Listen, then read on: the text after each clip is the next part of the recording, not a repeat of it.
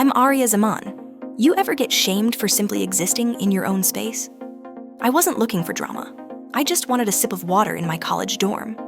But one girl decided that was her moment to humiliate me and frame me as a homewrecker.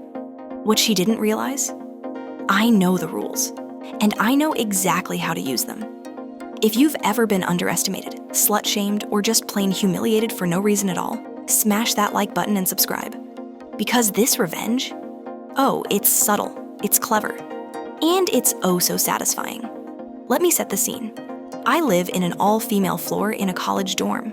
It's a place where you'd think we'd all respect each other's space and freedom, right? Wrong. Now, I'm not one for drama. I don't seek attention. I wear bras when I leave the building or go to class like any normal person. But if I'm just walking 10 steps down the hall to the water fountain or the bathroom, I'm not about to strap myself into a bra under a t-shirt just to spare someone's imagination. That night, I'd just finished studying. My water bottle was empty, and I stepped out wearing a fitted white tank top and pajama shorts. Comfortable, not revealing. It wasn't see-through or anything scandalous. Sure, maybe you could see the outline of my nipples, but I was on an all-female floor. Who's going to care?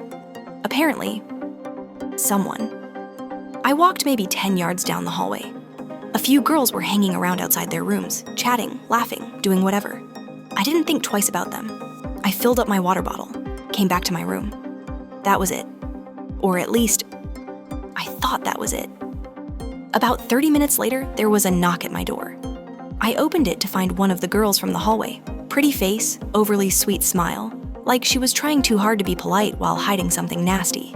She gave me this awkward laugh and said, "Hey, so sorry to ask, but if you go out into the hall again, could you, put on a bra? My boyfriend's out there and he was kinda staring. A little." I froze. My stomach twisted. My ears got hot. I wasn't angry, yet I was embarrassed, mortified. I hate confrontation. So I just nodded, laughed nervously, and mumbled, "Yeah, sure, sorry about that." That night, every time I stepped out, even just to brush my teeth, I threw on a sweater or a hoodie. I told myself it was over. But the next day, it got worse. My roommate came back from the bathroom with this horrified look on her face. You need to hear this." She'd overheard that same girl gossiping in the bathroom, but not just talking, mocking. She was exaggerating the entire water fountain moment, like I'd been trying to seduce her boyfriend. Saying I had walked slowly on purpose, arching my back, pushing my chest out, lingering at the fountain to put on a show. She was laughing, doing this dramatic impersonation of me, like I was some kind of thirsty temptress trying to steal her man. I felt sick, angry, but more than anything, I felt powerless, because now it wasn't just one girl misinterpreting something. It was her friends too.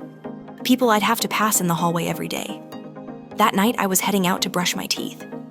I didn't bother with a bra. I was in my own damn pajamas.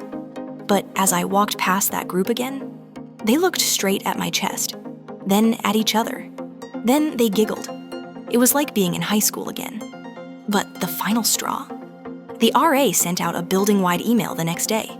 It said they'd received anonymous complaints about people dressing inappropriately in the hallways, and asked that we all be more mindful and keep things covered up.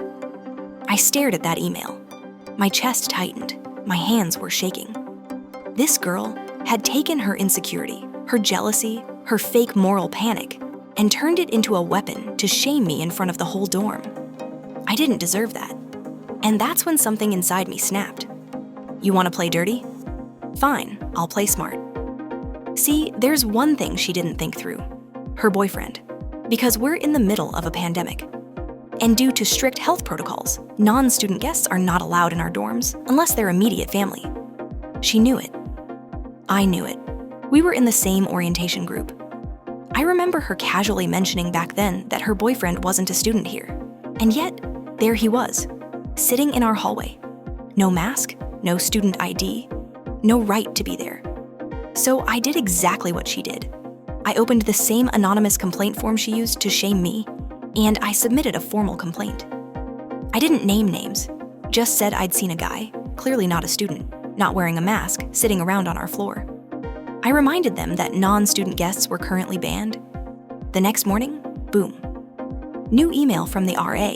She thanked everyone for the anonymous feedback and said that due to repeated complaints, they'd be strictly enforcing the no guest policy from now on. That meant checking IDs for all unfamiliar visitors in the dorms. Any non-student caught would be asked to leave immediately. Suddenly, our hall was a little quieter. No more boyfriend lounging in the hallway. No more side eyes and giggles from the jealous girlfriend and her friends. I walked to the water fountain that evening wearing the same white tank top. No sweater, no hoodie, no bra. I took my sweet time refilling my water bottle. Didn't arch my back, didn't pose. But I stood tall, because this time there was no one there to shame me for existing in my own skin. Now, I don't know if her boyfriend got banned permanently or if they just had to find some off-campus hangout spot. But I do know this. The humiliation she tried to dump on me, it backfired. Her little smear campaign ended with her losing the exact thing she was so desperate to protect. And the best part? I didn't scream. I didn't argue. I didn't stoop to her level.